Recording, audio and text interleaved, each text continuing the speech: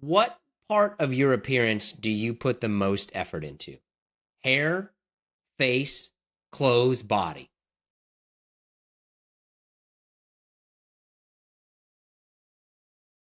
Definitely my hair. I feel like if you have a good hair, if you have good hair, it can set a lot of things straight in life. Oh, I feel that way about body. I put the most effort into body because I feel like anything else can flow from that. Like your clothes will look good on you. If you take care of your body, your face is probably going to be okay. I put no effort into hair. As long as my hair is there, I don't care. I'm not going to jinx anything. Like, I'm not going to jeopardize anything by paying attention to my hair and then it's going to leave me. That's why, I mean, I would agree with you on the body, but I also feel like the body only gets you so far. What do you think most people said? Probably the body.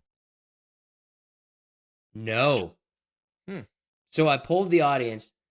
27% of people said body, 22% said clothes, 18% said hair, 33% said face. Hmm. I don't really pay much attention to my face. I feel like if you take care of everything else, the face will be okay. All right, let's move on because I don't want to talk to you any more than I have to today. So here's some shout outs.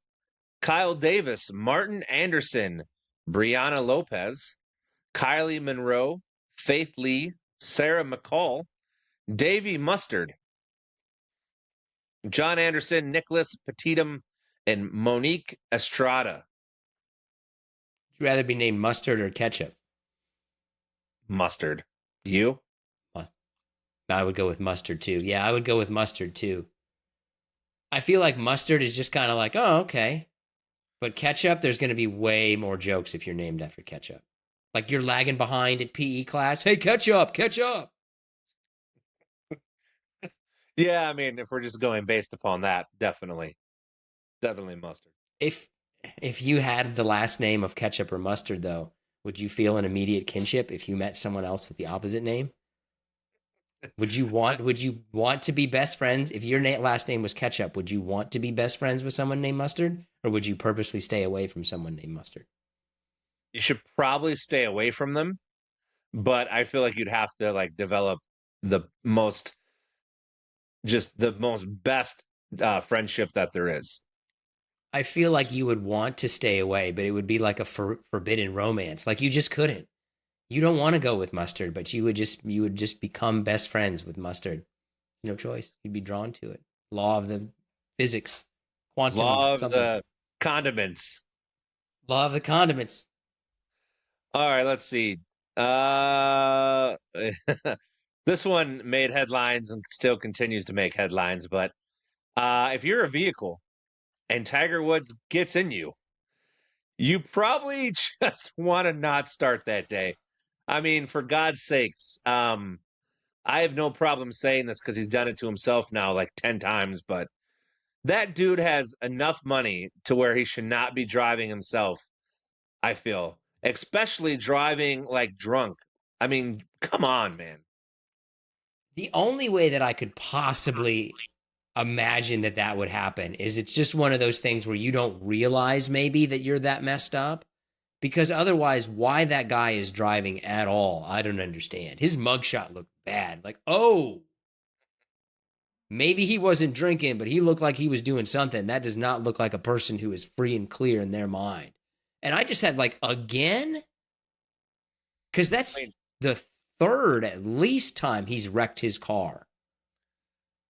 I just, myself, probably like many of everybody, when it happened, my immediate reaction wasn't, oh man, is he okay? Or, did someone crash into him? I immediately thought to myself, he's drunk, has to be drunk, and hit somebody or wrecked himself. Like, it's just, it really is a terrible story when you get down to it because clearly he has issues, but like, you've been battling these issues now for 15 years. Like, you have enough money, get the help. Oh yeah, I just don't think it. I get those sentiments. I just don't think it works that way. I'm sure Like it doesn't. I, I mean, we all have issues. I've been battling mine for 40 years. You've been battling yours for 40 years. Like I don't think that money really fixes that. To me, he seems like a person that, like, oh, he spent so much time playing golf, he never really figured out who he was. Well, as a sports fan, and this is what truly matters, I'm disappointed because he was going to come play the Masters or at least try to make the cut, and now he won't. So, It is it is amazing that even though he has had the downfall that he has had, he's still the most interesting person in golf. Like I was like, oh, Tiger's going to play the Masters. I don't watch golf. I don't watch the Masters, but I still was. Oh, he does make it interesting. There's something. He's still the biggest name in golf. yeah, I mean, you're probably not wrong. I love what he did in terms of like he was a black guy and came in at golf when like it was a very, you know, old boy sport and like he just shocked everybody and he stuck around and he became one of the greatest ever. Like you're right. He's still the biggest draw. Like if he Oh was yeah. to attach his name to any tournament, it would be a record crowd for sure. I mean, OJ is number one. I don't think you can really get farther than that because he's like, if you took away massive crimes out of it, then maybe Tiger Woods would be the biggest kind of downfall. Like, oh God, did he waste all that potential? I mean, but it's hard to say did he even waste it because I mean, he did so much when he had it, right? All right, Yeah. keeping this thing moving here. This one is strange, and I don't know how else to say it other than the headline that I saw. But apparently, the Department of Homeland Security, Kristi Noem's husband, is a cross-dresser, and somebody leaked photos of him like in his cross-dressing things.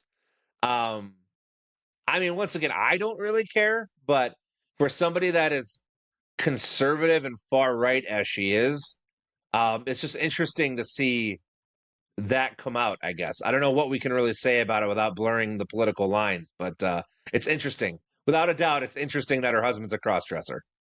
Oh yeah, it has like he can do whatever he wants. I feel bad for the guy that he gets exposed like this, but the amount of hypocrisy there is what jumps out to you. Like that's why it's a problem. Because what were they doing to people who probably did that, right? Like Sure. she didn't seem like the most open-minded, tolerant person in the world, and there meanwhile your husband is doing this. And I think that's the big problem is that you see these people that are on these moral crusades and they're full of it. Like they're just full of it. They're not doing that because they really believe it. They're doing that because they can make money off of it, or that is their ticket to where they want to go, not because they really believe it. That's what I think is the issue. He can do whatever he wants, but like pot calling the kettle black. Yeah, I mean, you made me think of I saw a Chris Christie clip of all people not too long ago. He's still alive, believe it or not. That has to be one of the most healthiest men on the face of the earth, Chris Christie. But he And he's still basically kicking. said that like Republicans behind the camera say everything how they truly feel, but as soon as they get out in front, you know, they have to say what they have to say because it's their career, right? Like they have to survive. And this is just another example of that. Because she came out, she didn't say they weren't fake photos. She didn't say, so someone hacked us and like created this. She just came on basically said she's terrified that their private life was exposed. So clearly, you know you're absolutely right. Like hip hop Hypocrisy. hypocrisy Hip hip hop hop hypocrisy. hip hopocracy. Hypocrisy.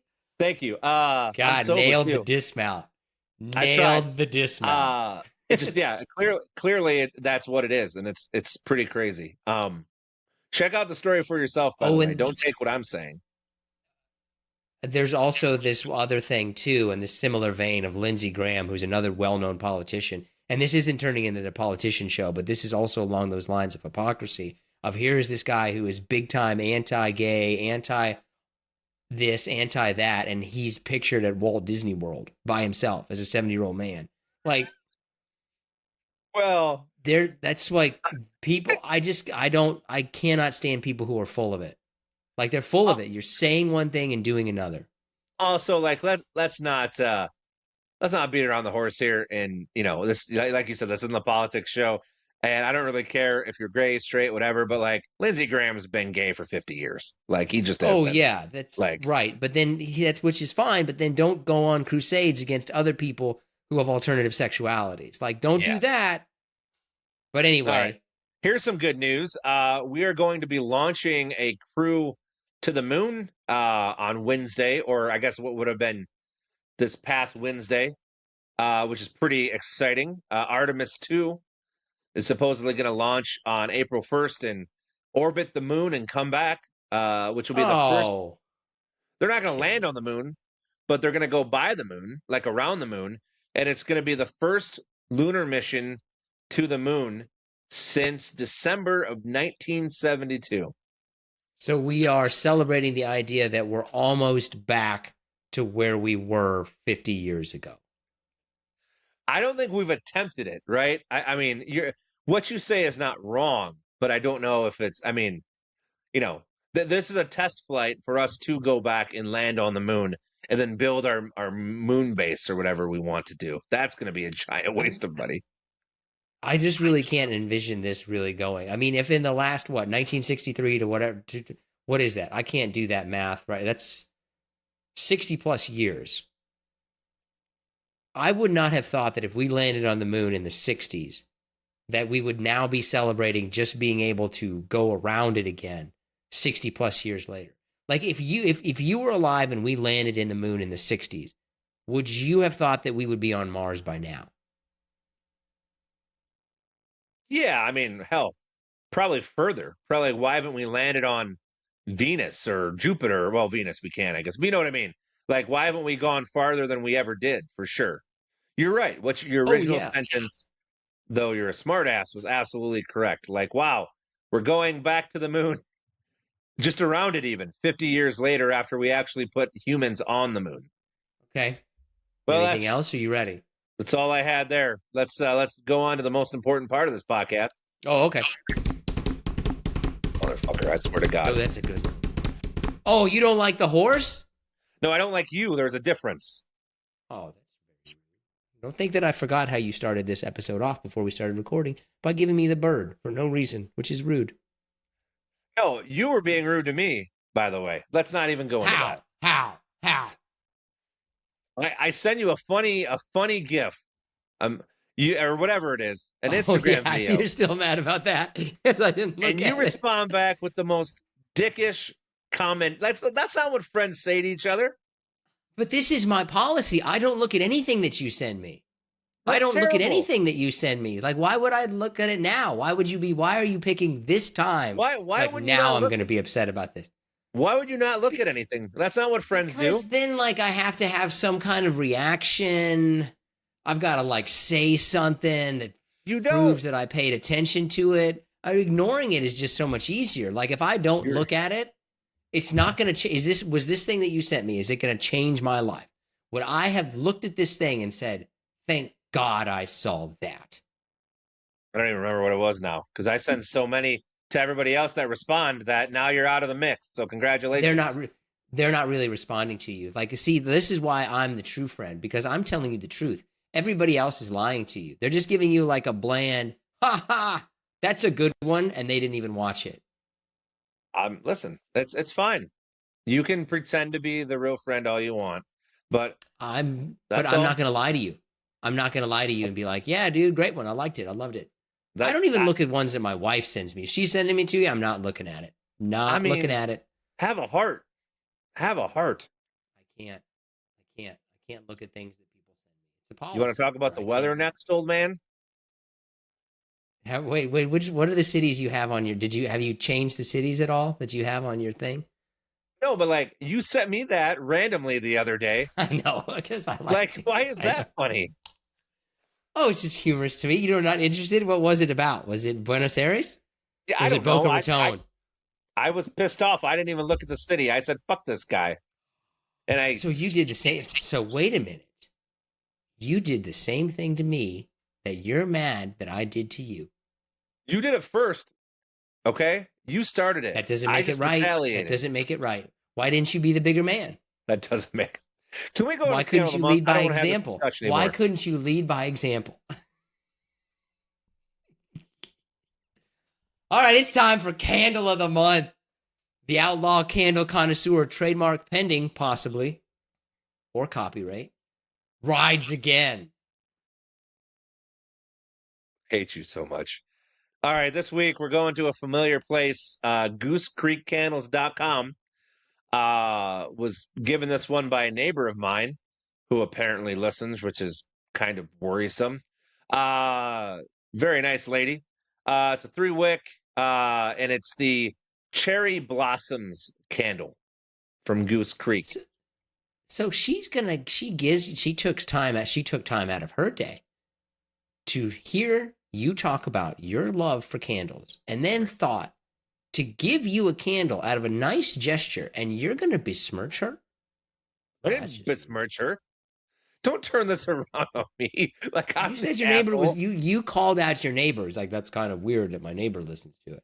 Although I will say that I am still shocked that anyone listens to this podcast. Oh yeah, I would agree with you in that way. It is kind of weird when you find out somebody listens to it. You're like, what? Like, she literally dropped a package off on my porch, like in with a nice note that said, like, keep it up. You know, I know you've had some life changes. This was like 2 weeks ago. Like, here's a candle to boost your spirits. All right. She's a lovely lady. You're gonna say something bad about her? No, I didn't say anything bad about her. She's a lovely lady. That's kind of weird. She said it's kind of weird. Anyways, you ventured into that territory. If I was just listening to this for the first time and didn't understand the relationship, I would think that you were kind of calling out your neighbor there. That's just how it would go. And it seems to me like she's a great person. It's a Cherry Blossoms candle. It's obviously made after the fact of the cherry blossom trees that bloom in Japan before every spring. They're beautiful trees. This candle is going to have a hint of cherry, some vanilla, obviously some floral fragrances, and it's just fantastic. Will burn for about 40 hours. 3 wicks. You got to go 3 wick. Don't go anything less. And it's at goosecreekcandle.com. What season would you say is the best season for candle connoisseurs such as yourself? Like, what season do candle aficionados? I can't do this here. What season do candle candy probably do? Actually, you don't like candy that much. I do. Probably June, August, heading into the fall. That's when the fall fragrances come out, and those are my favorite. So, would that be a big source of debate in the candle forums? If you came out there as Candle Connoisseur 001, said, guys, I think that fall is the best season for candles. No, the latest rage on the candle forums is there was an article that was posted in, I don't know, Washington Post or one of those bigger publications that basically said that malls will be extinct in 5 to 10 years. And someone had posted their thoughts about, like, well, what happens to the candle industry? Because a lot of candle stores are in malls. So that's that's my favorite comment. I don't remember who it was from, but this person, all they put was something along the lines of, "It doesn't matter to me. I'll be dead." So, okay. I would say that in the Venn diagram of candle connoisseurs and mall walkers, the people who go to malls early in the morning just to walk around, I would bet there's significant crossover there. Sure. Yeah, absolutely. Are you the youngest candle connoisseur that you know? By what, 30 years? I mean, I'm the youngest person I think that I know that is out about them, that enjoys talking about them. What was your neighbor's name? I mean, do you really want me to first or last? First or last? You don't have to be both, but first or last. God, Dolores. Yeah, I somehow knew it was going to be a D name. I really thought that I knew it was going to be a D. I knew that you were going to have a neighbor with a D name. I was like, before you even said something, it's probably going to be something with a D. What's funny is she's probably 30 years older than us and just happened to be around when I was talking about my podcast and took it upon herself to listen, apparently, and really enjoys it. But Well, It's fine. Dolores, I'd like to give you a special shout out. I'm sorry that John was mean to you. You sound like a wonderful person, and John doesn't deserve to have somebody like you in his life. Dolores, Dumb don't evil listen. prick. We've talked about Nick. You know everything about him. So, Are all you right, are you we ready on to for our our top top five? five. Yeah, Oh, you want me to go? Okay, so our top five is our top five most annoying ad genres. Basically, top five most annoying ads. What's your number five?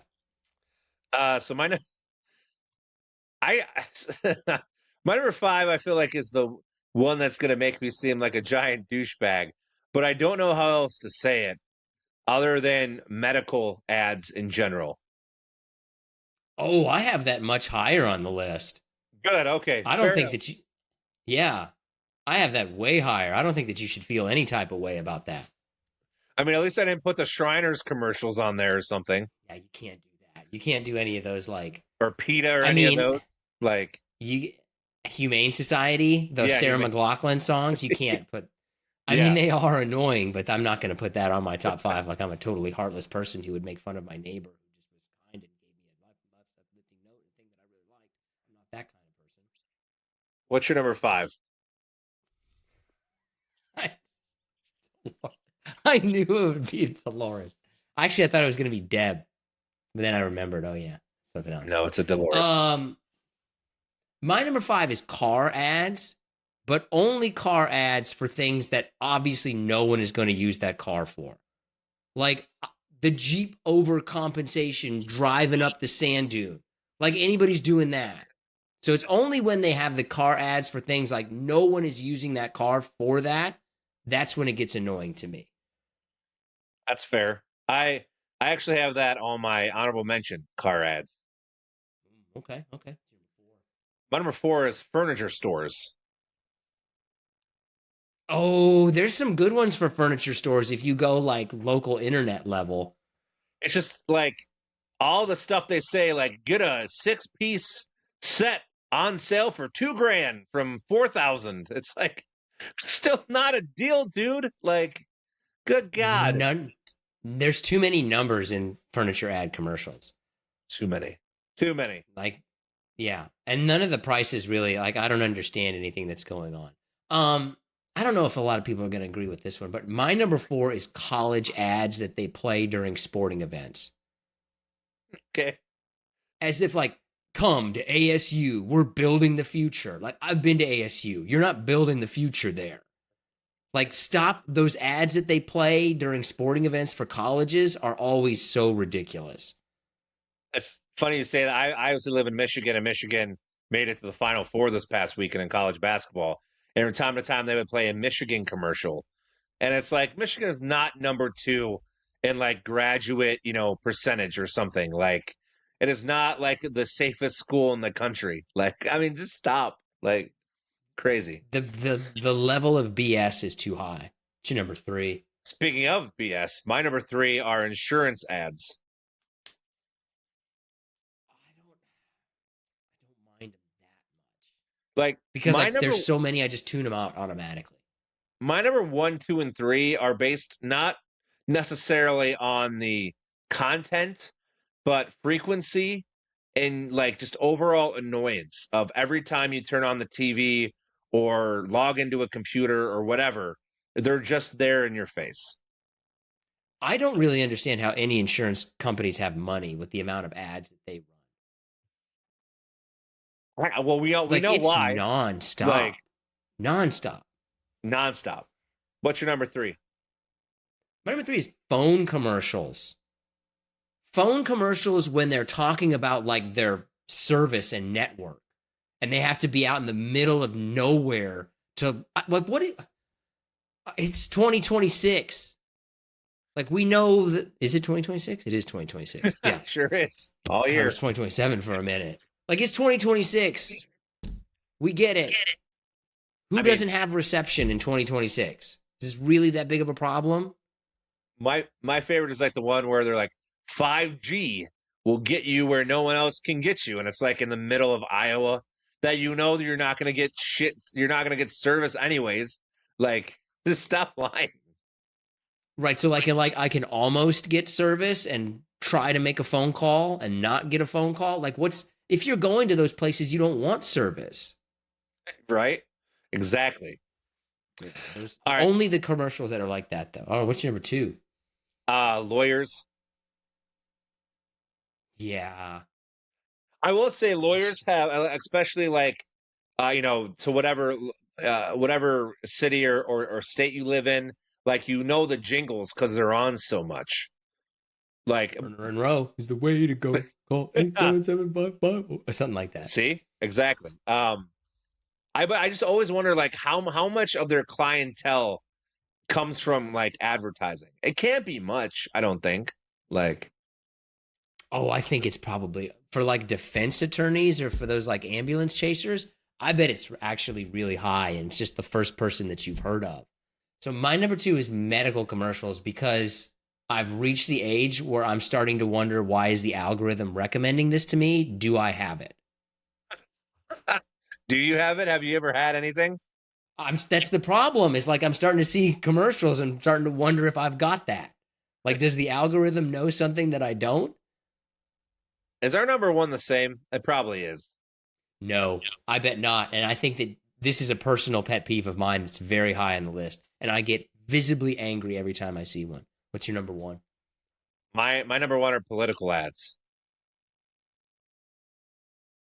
Oh, I didn't even count those. But yeah, that would definitely be number Yeah, one. that's easy. That's easily my number one across the board. Okay. I for some reason didn't count those, but yeah. No, I wouldn't even put that as my number one because that's another thing that I tune out, but I should have had that in my top five. My number one is perfume and cologne commercials. I have absolutely Oh, no idea what is going on in those commercials. Like, what is this supposed to mean? Why is he burying jewelry in a desert with a tiger coming after him? Oh, he lost it. He Detroit internet.